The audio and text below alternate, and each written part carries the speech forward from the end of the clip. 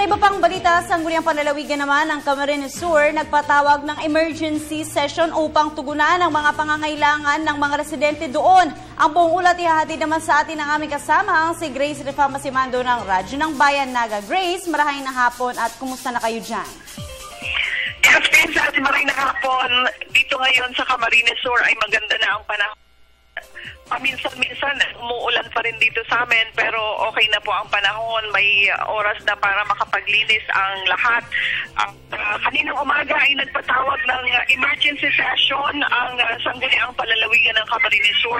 At ang kanilang naipasa ay ang ideklara ang Camarines Sur na nasa ilalim ng state of calamity upang ito ay mabilis na makatanggap ng tulong, mabilis ang pagre-release ng pondo at ang LGUs, ang 35 towns of Camarines Sur ay kaagad-agad na mabigyan ng tulong para sa mga pangangailangan nila sa kanilang pagkain at sa pagre-repair ng kung ano-ano pa para sa mabilis na pag-deliver ng basic services.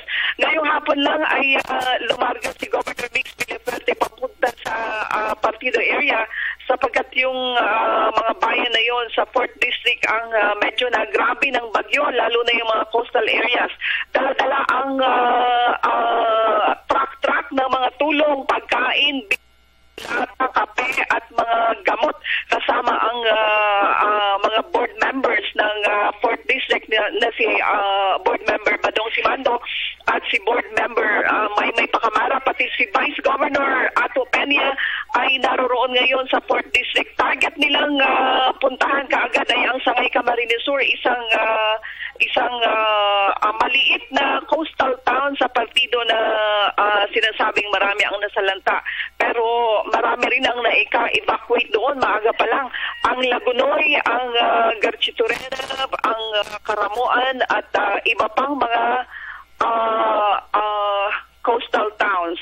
Sa ngayon po, wala pa rin kaming kuryente dito.